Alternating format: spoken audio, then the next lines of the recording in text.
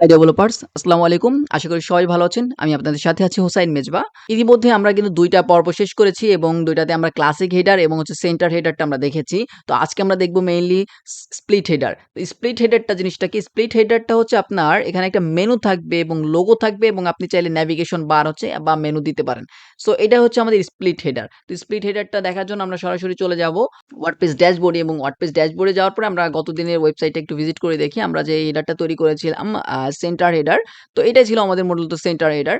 তো এটাকে আমরা সরিয়ে দেব। তো সরানোর জন্য আমরা জাস্ট যেহেতু টেমপ্লেট থেকে ক্রিয়েট করব, টেমপ্লেট যাবো এবং টেমপ্লেট থেকে আমরা চলে যাবো এড নিউ এবং এড নিউতে যাওয়ার পরে এটাকে আপাতত ক্রস করে দিচ্ছি। আমরা যেটা করব এখানে যে মেইন হেডারটা তৈরি করেছিলাম যেটা দেখতে পাচ্ছেন আমাদের সেন্টার হেডার। আমি একটু নামগুলা মনে হয় পরিবর্তন করে দিলে বেশি ভালো হইতো। সো আমি এই সেন্টার হেডারটাকে জাস্ট আমি কুইক এডিট করব এবং পাবলিশ থেকে আমরা জাস্ট ড্রাফটে নিয়ে এটাকে আপডেট করে দেব। সো আজকে আমরা মেইনলি তৈরি করব হচ্ছে স্প্লিট হেডার। তো স্প্লিট হেডার জন্য তৈরি করব আমরা এড নিউ টেমপ্লেটে ক্লিক করছি। এরপরে এখান থেকে আমরা হেডারটাকে সিলেক্ট করে দিব। এরপরে আমরা টেমপ্লেট থেকে আমরা জাস্ট এখানে স্প্লিট হেডার লিখে দিচ্ছি। স্প্লিট হেডার লিখে দেওয়ার পরে আমরা জাস্ট ক্রিয়েট টেমপ্লেটে ক্লিক করব। সো এরপরে এটাকে জাস্ট আমরা ক্রস করে দিচ্ছি। এখন আমাদের এডিটরটা ওপেন হয়ে গেল। আমরা এখান থেকে আমরা স্প্লিট হেডার তৈরি করার জন্য স্প্লিট হেডার সম্পর্কে আপনাদের আগেই বললাম যে এখানে হচ্ছে আপনার একটা মেনু থাকবে, লোগো থাকবে এবং হচ্ছে আপনার আবারও মেনু বা নেভিগেশন দিতে পারেন। সো এটা হচ্ছে বলতে পারেন যে স্ট্যান্ডার্ড লেভেলের এটাকে আপনার বলতে পারেন স্প্লিট হেডারটা মোটামুটি মেক্সিমাম ওয়েবসাইট স্প্লিট হেডারটাই দেখা যায় বেশি। স্প্লিট হেডারে আমরা যে কাজটা করব এখানে স্প্লিট হেডারে জন্য আমরা ১ম এ ৩ টা সেকশন নিয়ে নেব। তো আমরা এখানে ফ্লেক্স বক্স নিয়ে নিচ্ছি। ফ্লেক্স বক্স দেওয়ার পরে আমরা জাস্ট ৩ টা যে সেকশনটা আছে ৩ টা দিতে পারি। অথবা আপনি একটা দিয়ে পরবর্তীতে একটা করে আসলে চেঞ্জ করতে পারেন। সো আমি একবারেই ৩ টা নিয়ে নিচ্ছি। সো দেখতে পাচ্ছেন এখানে ৩ টা সেকশন রয়েছে। তো আমরা একটা কাজ করব। যেভাবে আছে দেখতে পাচ্ছেন এটার হচ্ছে মেইনলি 25% করা আছে এবং এপাশে যে সেকশনটা আছে এটাও 25% করা আছে এবং মিডল যেটা সেকশনটা আছে সেটাকে 50% করা আছে। তো এইভাবেই থাকুক। আমরা 25, 50 এবং 25 এভাবে রাখবো। এভাবে রাখলে আসলে দেখতে সুন্দর লাগে এইটুই আরকি। তো আমরা যে কাজটা করব, আমরা কয়েকভাবে কাজটা করতে পারি। আমরা আরেকটা কাজ করি। এই ডিজাইনটা মূলত আপনার নিজের উপর ডিপেন্ড করবে। তারপর আমি একভাবে দেখাই আপনাদেরকে। সেটা হচ্ছে আপনি চাইলে যেটা করতে পারেন ফার্স্ট অফ অল এখানে আমরা একটা লোগো নিয়ে নেব। লেফট সাইডে একটা লোগো নিয়ে নিচ্ছি। সো লোগোটা নিয়ে নিলাম। এই লোগোটার আমরা একটু হাইটটা চেঞ্জ করে দিচ্ছি। হ্যাঁ, লোগোটার হাইটটা আমরা 20% করে দিচ্ছি। 20% অর 30%। দেন আমরা এখানে মেনু নিয়ে নেব। আমরা ওয়ার্ডপ্রেস মেনুটাকে আমরা এখানে নিয়ে নেব এবং এই যে রাইট সাইডটা আছে, রাইট সাইডে আমরা যেটা কাজটা করব আমরা এখানে আইকন নিয়ে নেব। আমরা সোশ্যাল মিডিয়ার আইকনগুলা নিয়ে নেব। তো সোশ্যাল আইকন লিখে দিচ্ছি যে সোশ্যাল আইকন। সোশ্যালস আইকন যেটা আছে এটা জাস্ট আমরা এখানে দিয়ে দেব। সো মোটামুটি এরকম একটা হেডার আমরা তৈরি করব। এটা মূলত আমাদের স্প্লিট হেডার।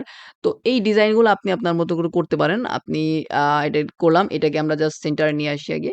তো আমরা ১ম এ কন্টেইনারটাকে এই যে আপনি যদি ভিতরে কোনো কনটেন্টকে সেন্টারে নিতে চান তাহলে মেইন এইটার যে প্যারেন্ট কন্টেইনার আছে, প্যারেন্ট কন্টেইনারটাকে আপনি সিলেক্ট করেন। এরপরে হচ্ছে গিয়ে আপনি চলে আসবেন জাস্টিফাই কনটেন্টে আপনি নিচে সেন্টার করে দিন। দেখতে পাচ্ছেন এই যে ভিতরে যে কনটেন্ট গুলা ছিল সেই কনটেন্ট গুলা সব সেন্টারে চলে আসবে। এখন আপনি যদি এইটাকে আ সরাইতে চান মানে এইটাকে যদি আপনি ডাইনে বামে নিতে চান সেক্ষেত্রে আপনি যেটা করবেন পেন আইকনে ক্লিক করবেন। এরপরে আপনি এর অ্যালাইনমেন্টটা দেখতে পাচ্ছেন, অ্যালাইনমেন্টটা আপনি ইন্ট করে দিন।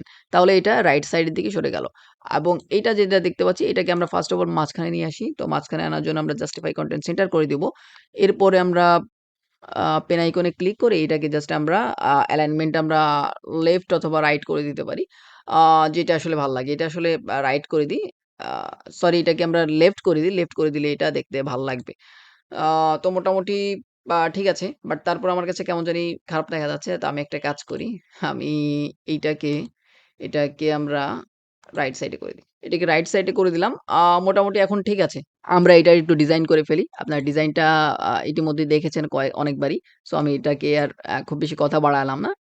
আমি যেটা করছি যে এইটার একটু স্পেস বিটুইন আমরা একটু বাড়িয়ে দিই। আচ্ছা এখানে বেশি বাড়াইলে আবার দেখতে পারবেন যে এটার জায়গাতে হবে না।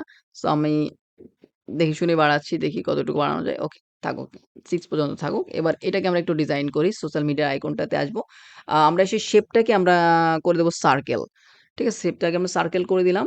এরপরে আমরা চলে আসি আ স্টাইলস এ আসার পর আমরা অফিসিয়াল কালারটা লাগবে না। আমরা কাস্টম কালার করে দেব। কাস্টম কালার করে দেওয়ার পরে আমরা জাস্ট এখানে প্রাইমারি কালার এবং সেকেন্ডারি কালার চেঞ্জ করতে পারবো। তো প্রাইমারি কালার আমরা ব্লাক করে দিলাম বা আমরা ব্লু করে দিতে পারি। আমরা আচ্ছা, হঠাৎ করে আমার এই কালার পিকারটা কাজ করছে না। আমি এটা পরবর্তীতে দেখতে হবে। তো আপনার চাইলে কালার পিকার ইউজ করে জাস্ট কালারটাকে কপি করে নিয়ে আপনি জাস্ট এখানে বসিয়ে দিতে পারেন। সো আমি এখানে আপাতত ম্যানুয়ালি কাজ করে দিচ্ছি আপনাদেরকে দেখানোর স্বার্থে।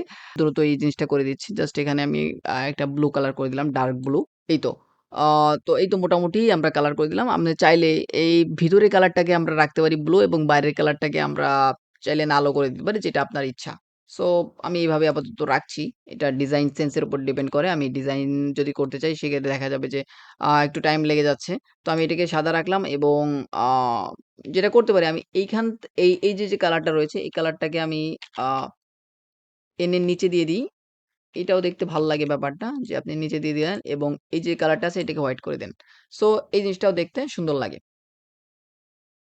সো দেখতে পাচ্ছেন এরকম একটি হেডার তৈরি হয়ে গেল আমাদের। এটা হচ্ছে মূলত স্প্লিট হেডার।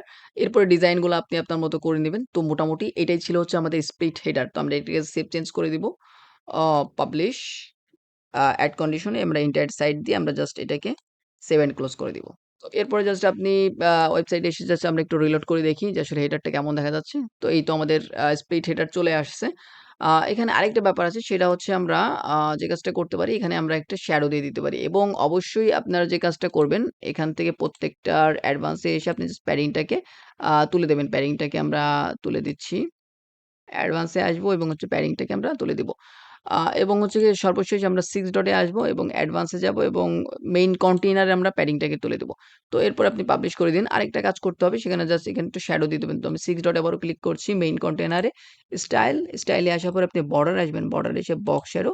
তো এখানে একটা শ্যাডো চলে আসবে। আমরা এটাকে জাস্ট পাবলিশ করে দিচ্ছি। ডিলিট করে দেখতে পাচ্ছেন সুন্দর একটা হেডার কিন্তু চলে আসছে। এটাই মূলত আমাদের স্প্লিট হেডার। স্প্লিট হেডার মধ্যে ভাগ করা আরকি মেইনলি হচ্ছে গিয়ে এখানে এই পাশে লোগো, তারপর এই পাশে হচ্ছে আপনার মেনুটা এবং এই পাশে হচ্ছে আপনার আ যে নেভিগেশন বা হচ্ছে সোশ্যাল মিডিয়া আইকন গুলা বা এখানে আপনি যদি আপনার ই-কমার্স ওয়েবসাইট হয়ে থাকে সেখানে আপনি কার্ট এর অপশন গুলা এখানে এড করতে পারেন। তো এই তো। এটা ছিল মূলত আমাদের স্প্লিট হেডার। আ আশা করি আপনারা বুঝতে পেরেছেন। তো সবাই সুস্থ থাকবেন, ভালো থাকবেন। আজকের মতো এখানে শেষ করছি। আল্লাহ হাফেজ।